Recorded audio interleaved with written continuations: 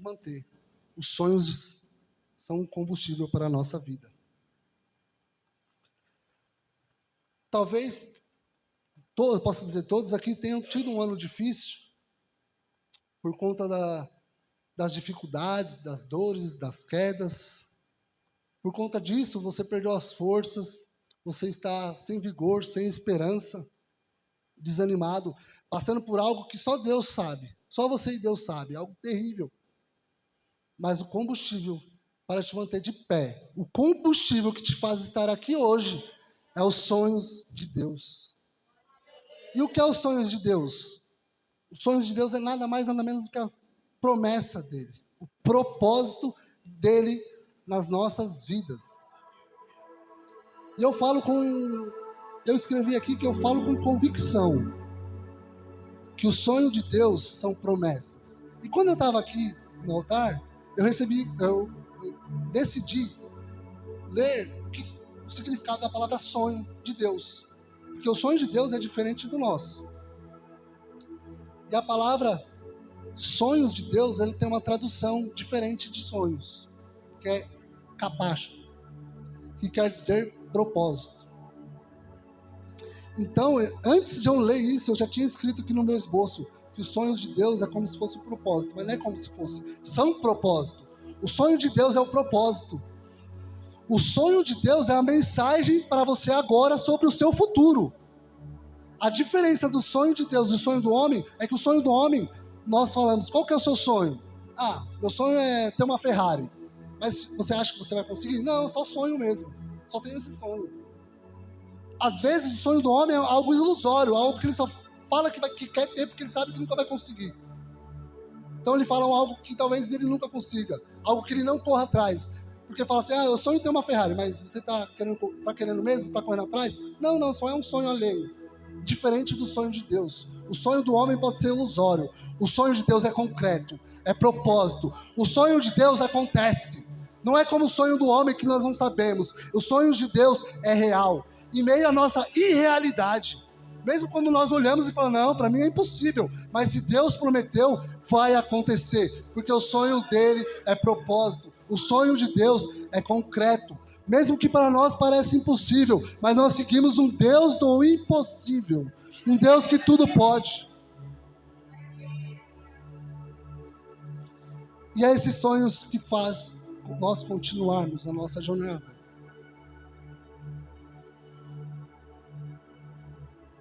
Os sonhos de Deus é uma mensagem de Deus no hoje para o amanhã. Então, se Ele prometeu, igreja, Ele vai cumprir. Nós devemos continuar a sonhar para nos mantermos ativos. São os sonhos que nos mantêm ativos. Com um propósito de vida, são eles que nos fazem continuar. Então, igreja, nós não devemos parar, nós devemos continuar. Continue a sonhar. Você que tem um sonho de ter uma família, você que tem um sonho de casar, de ter um carro, de ter a casa própria, você que tem um sonho de pregar, de fazer a obra, de ter um ministério, você que tem um sonho de ter um propósito, continue a sonhar. Você que tem um sonho de prosperar, continue a sonhar. Não é errado pregar sobre prosperidade, perdão. Não é errado. O errado são pessoas pregando sobre prosperidade sem dor. Tem muitas pessoas, muitas igrejas coaches que pregam sobre prosperidade, mas não falam o que vem por trás dela. Porque os sonhos de Deus acontecem, mas antes tem um propósito, antes tem um processo. Então, igreja, não é errado nós sermos prósperos, mas antes de toda a prosperidade, vem uma luta, vem uma batalha.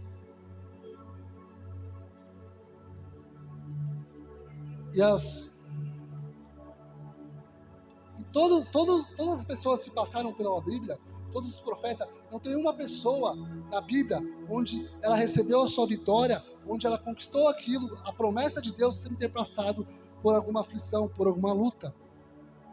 O nosso irmão Everton deu a palavra inicial no domingo passado, sobre os profetas da Bíblia que pediram a morte. Eles pediram para morrer, pois eles estavam passando por uma luta tão grande que eles falaram, Senhor, é melhor o Senhor me levar. Moisés, Jeremias, Jonas, Elias. Elias fugiu de Jezabel, ele fugiu para não morrer de Jezabel. Quando ele consegue fugir, ele fala: Senhor, me leva, porque eu não aguento mais essa perseguição. Imagina o desespero, a dor, a luta que esses profetas passaram para pedir a morte. Mas, como foi na vida deles, Deus foi com eles. Deus manteve a promessa na vida deles. E que o que Deus tinha na vida deles não era morte, era vida. E eles se manteram firme e forte na presença de Deus. E todos esses receberam a vitória. Como você e eu nos mantemos firme e forte na presença do Senhor, nós receberemos a nossa vitória. Nós viveremos os nossos sonhos. Esses profetas não foram desamparados por Deus. Eles entenderam que o caminho não era a morte, mas sim o dono da vida. Que o escape não era a morte, mas sim Jesus, sim Deus. E eles se manteram. E eles viraram a chave. Eles se manteram firmes e reescreveram. Deus reescreveu a história deles. Assim como eles confiaram no Senhor e não desistiram, assim também é como comigo e com você. Nós devemos confiar no Senhor. Assim como a história deles foram transformada, assim também é na nossa vida quando nós confiamos no Senhor. E eles viveram os sonhos de Deus. Eles viveram a promessa do Senhor. E nós também viveremos. Mas para isso nós temos que tomar uma atitude. Para isso nós temos que tomar um posicionamento. Nosso pastor também pregou uns dias atrás sobre Abraão, na época. Deus tinha uma promessa na vida dele. Deus tinha uma promessa. Porém ele estava dentro da tenda. E a promessa não era estar dentro da tenda. Ele tinha que receber a promessa, mas ele tinha que sair. Enquanto Abraão estava dentro da tenda, o seu milagre não acontecia. Mas quando ele saiu, ele recebeu o milagre. Então, o que Deus está querendo te dizer, Ele tem uma promessa na sua vida. Ele tem os sonhos para se realizar, mas você tem que tomar uma atitude. Você tem que sair da zona de conforto. Saia da tenda. Você vai receber a tua vitória, mas depende de você. Como eu falei aqui num outro culto, outra pregação, Deus ele não depende de nós para fazer milagre. Mas para o nosso milagre chegar até nós, depende de nós. Nós temos que ter uma atitude para que o nosso milagre chegue até nós. Deus não precisa de nós para fazer um milagre, mas nós precisamos nos posicionar para alcançarmos os nossos milagres. Talvez você passou por tantas coisas, tantas lutas. Talvez se esfriou. As lutas, as dores, as feridas te fez querer parar, te estagnou. Talvez você já nem sonha mais. Talvez, como o pastor disse aqui, você não está vivendo, você está sobrevivendo. Pastor, você leu o esboço. Muitas pessoas estão sobrevivendo ao invés de estar vivendo. Porque quando nós não temos mais propósito, quando nós não temos mais sonhos, quando nós não temos mais um plano de Deus para seguir, nós apenas sobrevivemos. Nós somos como um peixe fora da água sem Deus, se debatemos. Mas eu tenho uma palavra de Deus para você. Deus está descendo com combustível nesta noite. Deus está descendo com combustível para te fazer caminhar, para te fazer continuar. Deus está descendo essa noite para te tirar do automático, das mesmices. Deus, ele desce com combustível, que é o sonho dele na tua vida. Deus está te fazendo relembrar daquilo que ele te prometeu. E você não vai ficar parado, você não vai ficar prostrado. Deus vai renovar as tuas forças. E você vai voltar a sonhar. Não somente a sonhar, você vai voltar a viver os sonhos de Deus.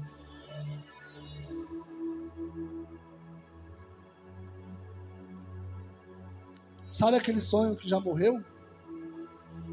Aquele sonho que o inimigo plantou no seu coração. Aquele sonho que o inimigo enterrou. Que usou pessoas para falar, acabou, não tem mais jeito, você não consegue. Pois esse sonho já morreu. O inimigo joga na sua cara falando que o seu sonho morreu. E como diz, né? Há jeito para tudo, menos para a morte. Quem inventou essa palavra não era crente. Quem inventou essa frase não conhecia Jesus. Há jeito para tudo, já ouviram, né? Há jeito para tudo, menos para a morte. Eu queria saber quem inventou essa frase. E eu queria dizer uma frase de Jesus para essa pessoa. Não uma frase não, uma ordem de Jesus. Ele diz, há jeito para tudo, menos para o norte. E Jesus diz, Lázaro, sai para fora. Você não entendeu, igreja? Há jeito para tudo, menos para a morte. E Jesus diz, Lázaro, sai para fora. Não há jeito para a morte, eu faço ressuscitar então. Não há jeito para a morte, Talita cumi, levanta. Talita cumi, quer dizer, menina, levanta-te. Você não entendeu? Jovem, levanta-te. E o jovem começou a falar. Você não entendeu? Eu falo, Eutico, Tabata, a filha da viúva de Naim, o filho da viúva de Serepta. Você não entendeu? Deus, ele ressuscita pessoas. Você acha que Deus não vai ressuscitar seu sonho? Se o Deus que ressuscitou Lázaro, ele vai ressuscitar os teus sonhos. Você acha que é mais fácil para Deus ressuscitar um homem ou os teus sonhos? E Deus, ele ressuscitou tanto esses homens, essas pessoas, essas crianças, como vai ressuscitar os teus sonhos. Deus que ressuscita até homem, que é um sonho para ele. Nós temos que confiar. Nós temos que sair do barco para viver os milagres de Deus. Você vai sair desse barco e você viverá os milagres de Deus, os sonhos de Deus. Falando em barco, não tem como não se lembrar da passagem da tempestade, onde os discípulos estão no barco, Jesus não está, e vem aquela tempestade. E eu fico imaginando, depois da tempestade, não está na Bíblia, conjecturando, igreja, mas eu criei uma história na minha mente. Imagina os discípulos, passou a tempestade, veio a bonança, o barco aterrissou não. O barco chegou até a beira, eles foram para o culto. Imagina os discípulos no culto contando o testemunho. Imagina os discípulos no culto contando os testemunhos que eles viveram. Imagina o Tiago falando, nós estávamos numa tempestade, todos iam morrer. Mas aí veio um homem andando sobre as águas e acalmou a tempestade. Ele trouxe a bonança. Aí Tiago conta, aí vem João e conta a mesma história. Nós estávamos no barco, aí veio a tempestade, todos nós achamos que ia morrer. Aí veio um homem andando sobre as águas e nos salvou. Aí vem Simão. Todos os discípulos começam a contar os testemunhos que viram. Porém chega a vez de Pedro. Pedro vai contar o testemunho. E ele fala, tudo que eles falaram é verdade. Mas não havia um homem andando sobre as águas. Haviam 2 homens andando sobre as águas. Jesus e eu. Pedro vai contar que havia 2 homens. Sabe o que Deus está te dizendo?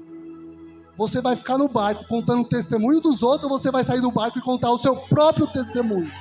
Você vai ficar vivendo os milagres dos outros, ou você vai viver o seu próprio testemunho? Mas para isso, Pedro teve que sair do barco, para poder viver o seu próprio milagre. Ele teve que se posicionar, ele teve que tomar uma atitude, e pôde contar que ele não apenas viu, mas ele viveu o milagre. Você vai ficar no barco? Ou vai sair para contar o seu testemunho? Vai sair para viver o teu milagre? Como eu falei no começo, tudo depende de um passo nosso. Deus ele faz, mas ele quer que nós façamos a nossa parte.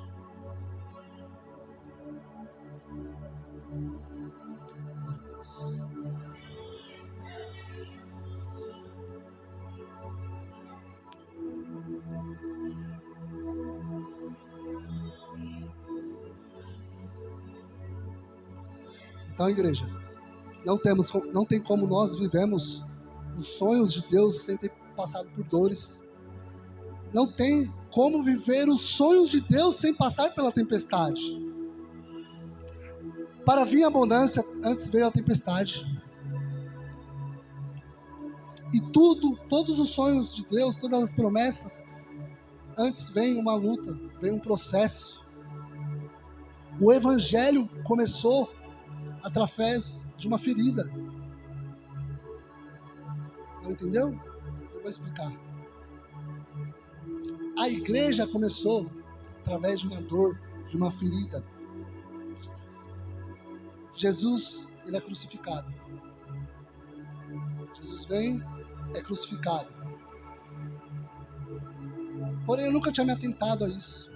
Eu já vi várias brigas de católicos, evangélicos, protestantes, falando que quem criou a igreja, quem criou foi Paulo, mas a igreja foi criada na cruz. A igreja foi criada na cruz do Calvário.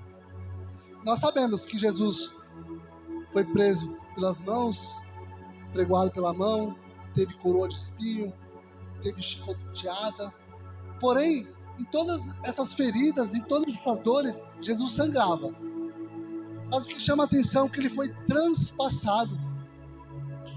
E muitas das vezes as pessoas leem e passam batido isso. Por que que a Bíblia ela cita essa passagem de que Jesus ele foi transpassado? Em meio a tantas as dores, a chicoteada que Jesus levava falava que chegava a mostrar os ossos. As feridas eram tão profundas que mostrava os ossos de Jesus. Ele foi pregoado na mão e nos pés, imagina a dor. Foi colocado uma coroa de espinho. Mas a Bíblia deixa que ele foi transpassado, como se colocasse umas aspas. E o único momento que ele sangra, que jorra sangue e água, é nesse momento. E eu fui me aprofundar no texto. Não sei se todos sabem, falam que Jesus é o segundo Adão. Há o primeiro Adão e dizem que Jesus veio como segundo Adão. Isso sempre ficou na minha cabeça. Eu falo, mas Adão não errou, Adão não caiu, Jesus nunca errou, Jesus nunca caiu. Mas eu entendi que aquilo que o primeiro Adão não fez, o segundo veio para fazer. Aquilo que o primeiro Adão errou, o segundo veio para não errar. Da onde saiu Eva? Da costela de Adão. Aonde Jesus foi transpassado? Na costela. Eva comeu o fruto. A ordem foi para Adão.